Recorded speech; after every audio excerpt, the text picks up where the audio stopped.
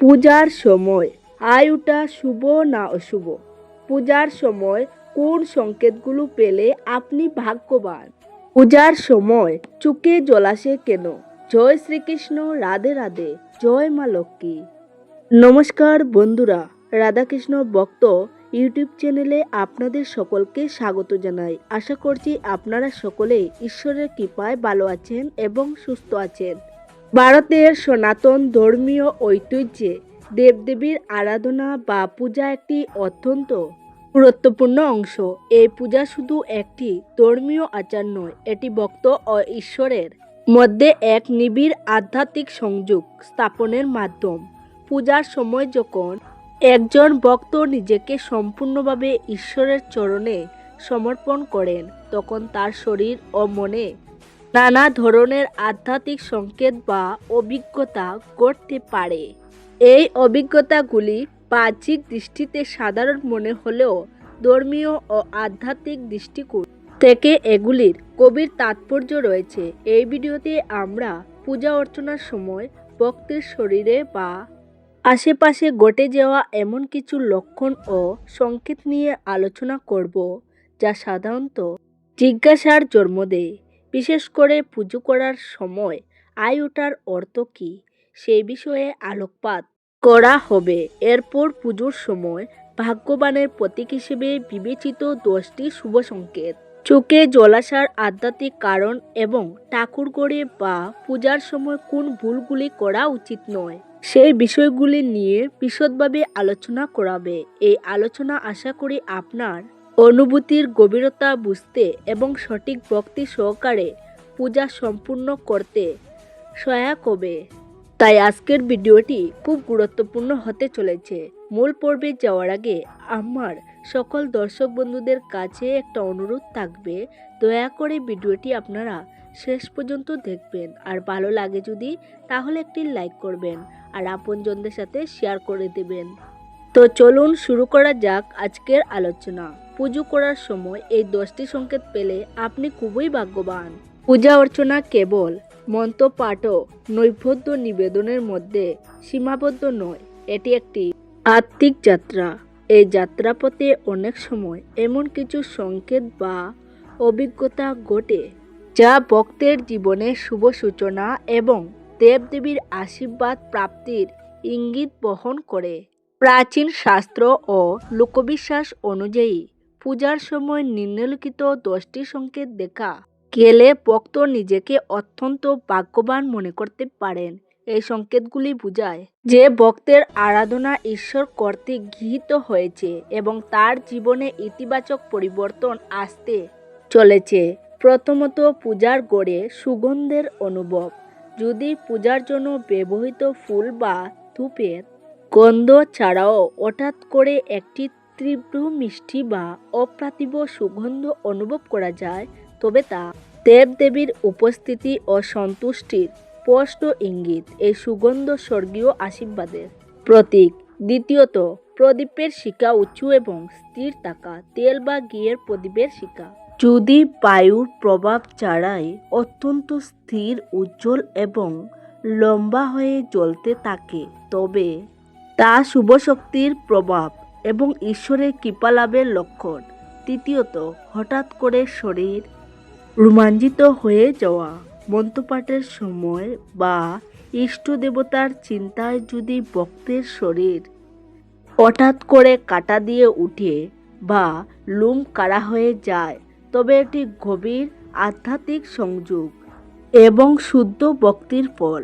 এটি প্রমাণ করে যে ভক্ত তার আরাধ্যের সাথে একাত্ম হতে পেরেছেন। চতুর্থ, হঠাৎ মনে শান্তি ও আনন্দ অনুভব করা। পূজার সময় যদি কোনো সুস্পষ্ট কারণ ছাড়াই ভক্তের মন গভীর শান্তিতে ভরে ওঠে এবং হৃদয় অপার আনন্দে উদ্বেলিত হয়, তবে এটি মানসিক শুদ্ধি এবং ঐশ্বরিক আনন্দের অভিজ্ঞতা। পঞ্চমত, অবিচ্ছিন্ন ধ্যান ও একাগ্রতা। যদি কোনো প্রকার বাহ্যিক বা অভ্যন্তরীণ চিন্তা পূজা থেকে মনকে বিচলিত করতে না পারে এবং ভক্ত গভীর একাগ্রতার সাথে ধ্যান ও মন্ত্রপাঠ করতে পারেন, তবে এটি পূজার সফলতার চিহ্ন। ষষ্ঠত, স্বপ্নে ইষ্ট দেবতার দর্শন। পূজার পূর্বে বা পরে যদি স্বপ্নে ইষ্ট দেবতার স্পষ্ট বা প্রতীকী দর্শন লাভ হয়, তবে তা সরাসরি ঈশ্বরের আশীর্বাদ এবং ভবিষ্যৎ শুভ ফল প্রাপ্তির লক্ষণ। সপ্তমত, পূজার উপকরণে শুভ পরিবর্তন। যদি অর্ঘ্যের ফুল বা দেবদেবীর মূর্তিতে রাখা মালা হঠাৎ করে স্থানচ্যুত হয় বা সামান্য নড়ে ওঠে, তাকে অনেকেই দেবশক্তির সাড়া দেওয়া হিসেবে গণ্য করেন। অষ্টমত, মনের মধ্যে সমস্যার সমাধান বা জ্ঞান লাভ। পূজা চলাকালীন যদি কোনো জটিল সমস্যা বা প্রশ্নের উত্তর হঠাৎ করে অন্তরের গভীর থেকে বা কোনো স্বতঃস্ফূর্ত চিন্তাধারার মাধ্যমে স্পষ্ট হয়ে ওঠে, তবে তা ঐশ্বরিক পথ নির্দেশনা। নবমত, শিশুদের স্বতঃস্ফূর্ত উপস্থিতি হয়। কোনো শিশু পূজার সময় বিশেষভাবে শান্ত বা আনন্দিত হয় এবং দেবদেবীর মূর্তির দিকে মনোযোগ দেয়, তবে তাদের নিষ্পাপ উপস্থিতি ঐশ্বরিক পবিত্রতা ও আশীর্বাদকে আকর্ষণ করে। দশমত, শঙ্খধ্বনি বা ঘণ্টার ধ্বনির প্রতিধ্বনি। পূজার সময় যদি শঙ্খধ্বনি বা ঘণ্টার আওয়াজ স্বাভাবিকের চেয়ে বেশি স্পষ্ট বা দীর্ঘস্থায়ী মনে হয়, তবে তা পরিবেশের পবিত্রতা এবং স্বর্গীয় শক্তির আগমনকে নির্দেশ করে। এই সংকেতগুলি ভক্তকে উৎসাহিত করে এবং তাদের আধ্যাত্মিক পথে আরও অগ্রসর হতে অনুপ্রাণিত করে। এগুলি কেবল বাহ্যিক লক্ষণ নয়, বরং ভক্তের আন্তরিক ভক্তি ও নিষ্ঠার প্রতি ঈশ্বরের স্বীকৃতি। পুজো করার সময় চোখে জল আসে কেন? পূজার সময় চোখে জল আসা একটি অত্যন্ত সংবেদনশীল এবং গভীর আধ্যাত্মিক অভিজ্ঞতা, যা প্রায়শই ভক্তদের মনে প্রশ্নের সৃষ্টি করে। এটিকে কেবল আবেগ বা মানসিক দুর্বলতা হিসেবে দেখলে এর প্রকৃত আধ্যাত্মিক তাৎপর্য অনুধাবন করা যায় না। ধর্মীয় ও মনস্তাত্ত্বিক দৃষ্টিকোণ থেকে এই অশ্রুপাতের একাধিক গভীর কারণ থাকতে পারে। প্রধান কারণটি হল ভক্তির চরম পর্যায় বা ভাবাবস্থা, যখন একজন ভক্ত পূর্ণ একাগ্রতা এবং ভালোবাসার সাথে তার আরাধ্য দেবদেবীর ধ্যান করেন, তখন তিনি এক ধরনের আত্মবিস্মৃত অবস্থায় প্রবেশ করেন। এই অবস্থাটিকে ভাব সমাধি বা মহাভাব বলা যেতে পারে। এই সময় ভক্তের হৃদয় পার্থিব কামনা বাসনা থেকে মুক্ত হয়ে ঈশ্বরের প্রতি তীব্র প্রেম এবং কৃতজ্ঞতায় ভরে ওঠে। এই অপার প্রেম ও আবেগের বহিঃপ্রকাশ হিসেবে চোখে জল আসে। এই অশ্রু দুঃখের নয়, বরং এক গভীর আধ্যাত্মিক আনন্দের বহিঃপ্রকাশ, যেখানে ভক্ত অনুভব করেন যে তিনি যেন স্বয়ং ঈশ্বরের সান্নিধ্যে রয়েছেন। দ্বিতীয় কারণটি হল অনুশোচনা ও আত্মশুদ্ধি। পূজা একটি আত্মবিশ্লেষণ এবং আত্মশুদ্ধির প্রক্রিয়া।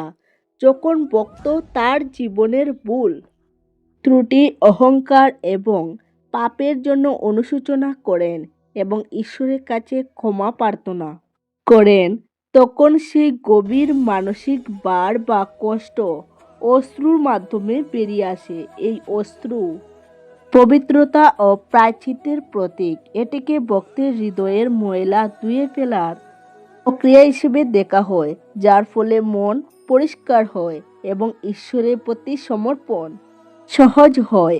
তৃতীয়ত, গুরুত্বপূর্ণ উপলব্ধির মুহূর্ত।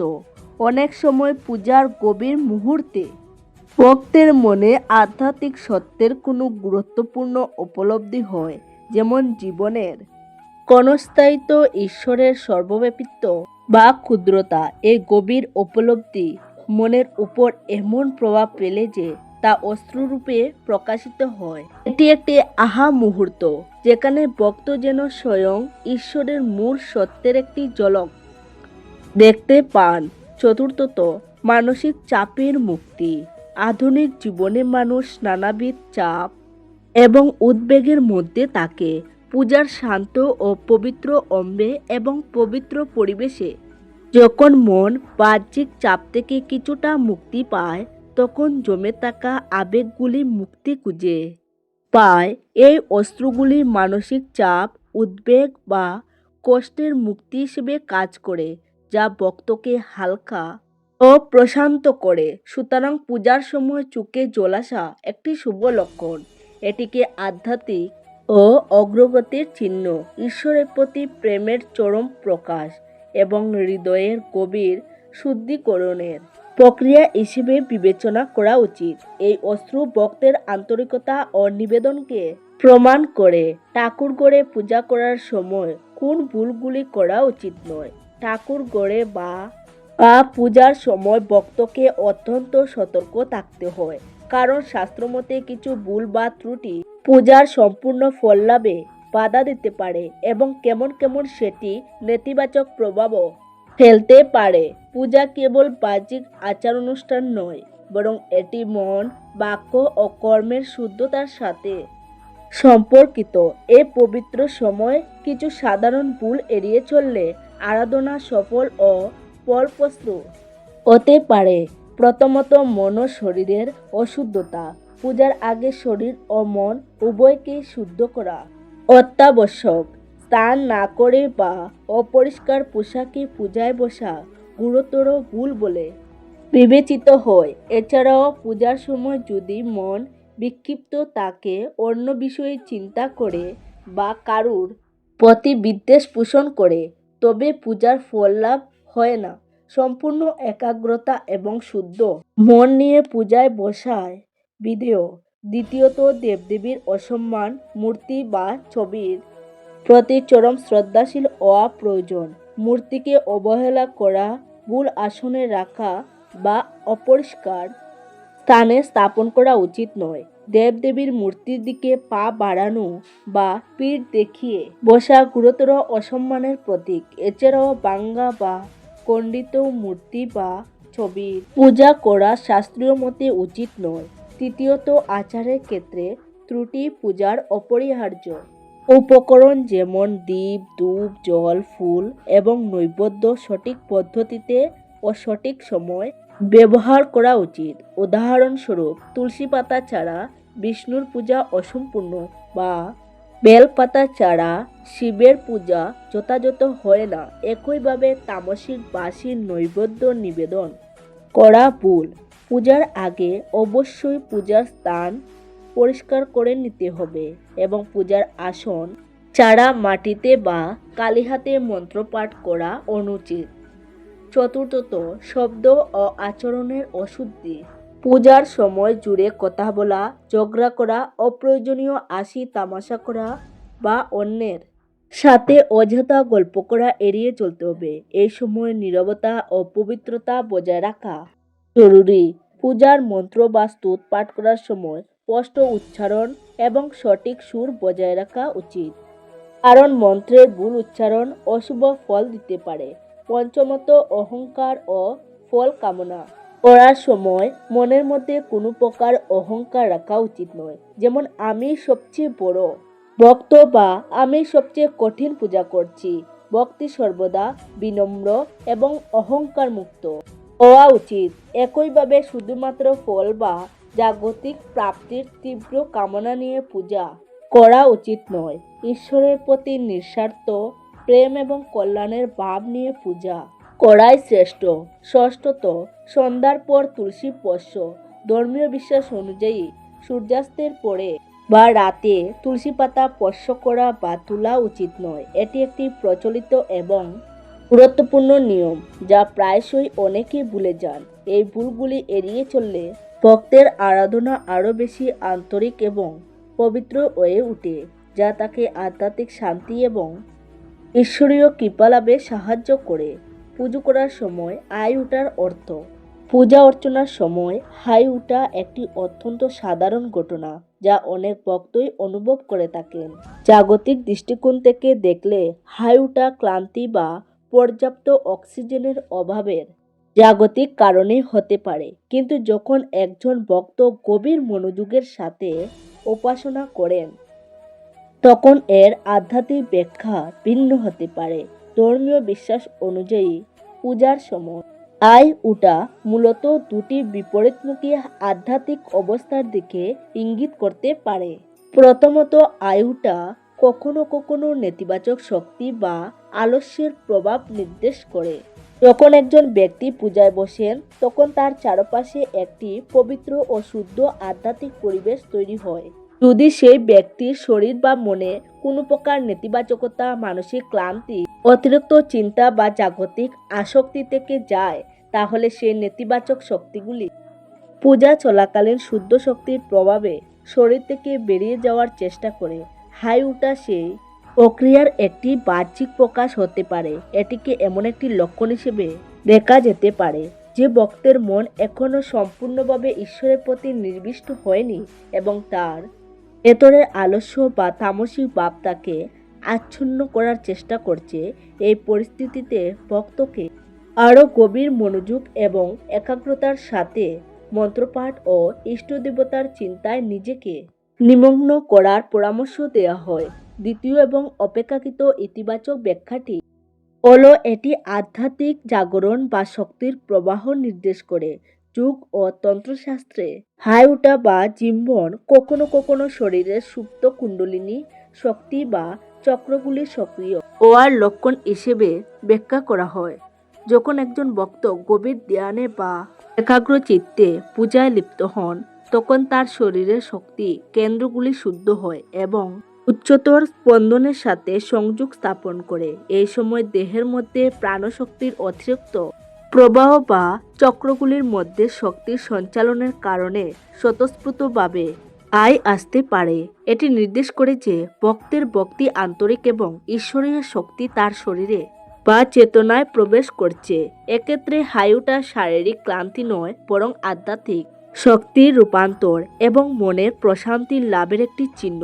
তবে এই দুই ব্যাখ্যার মধ্যে কোনটি প্রযোজ্য তা ভক্তের ব্যক্তিগত মানসিক অবস্থা এবং পূজার প্রতি তার মনোযোগের গভীরতার উপর নির্ভর করে। এটি একটি সংকেত মাত্র যা ভক্তকে তার বর্তমান আধ্যাত্মিক অবস্থার প্রতি সচেতন হতে সাহায্য করে। উপসংহার: ভক্তি ও আধ্যাত্মিকতার পথ। পূজা অর্চনা একটি ধর্মীয় প্রক্রিয়া হলেও এর অন্তর্নিহিত মানে হলো মানব মনের আধ্যাত্মিক জাগরণ, হাই হুটা, চোখে জল আসা বা অন্যান্য শুভ সংকেত। এগুলি সবই ভক্তের হৃদয়ের গভীর সংযোগের বহিঃপ্রকাশ। একজন প্রকৃত ভক্ত জানেন যে বাহ্যিক উপকরণ বা নিয়ম পালনের চেয়ে মনের শুদ্ধতা এবং ঈশ্বরের প্রতি নিঃস্বার্থ ভক্তি প্রধান।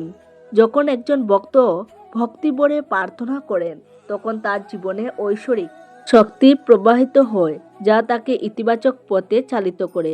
শুভ সংকেতগুলি ঈশ্বরের আশীর্বাদকে নিশ্চিত করে এবং চোখে জল আসা ভক্ত ও ভগবানের মধ্যেকার প্রগাঢ় প্রেম সম্পর্ককে প্রমাণ করে। একইভাবে পূজার সময় ভুলগুলি এড়িয়ে চলার মাধ্যমে ভক্ত তার আধ্যাত্মিক যাত্রাকে আরও সরল এবং পবিত্র করে তোলে। সুতরাং পূজা হোক জীবনের একটি আনন্দের মুহূর্ত যেখানে প্রতিটি নিয়ম পালন হয় ভক্তি এবং ভালোবাসার সাথে এবং প্রতিটি অভিজ্ঞতা হয় আধ্যাত্মিক উপলব্ধির একটি নতুন সোপান। এই পথে অগ্রসর হলে জাগতিক ক্লেশ থেকে মুক্তি লাভ হয় এবং জীবনে আসে অনাবিল শান্তি। তো এই ছিল আজকের ভিডিও। আপনাদের যদি ভালো লেগে থাকে তাহলে একটি লাইক করবেন আর আপনজনদের সাথে শেয়ার করতে ভুলবেন না। সবাই ভালো থাকুন, সুস্থ থাকুন।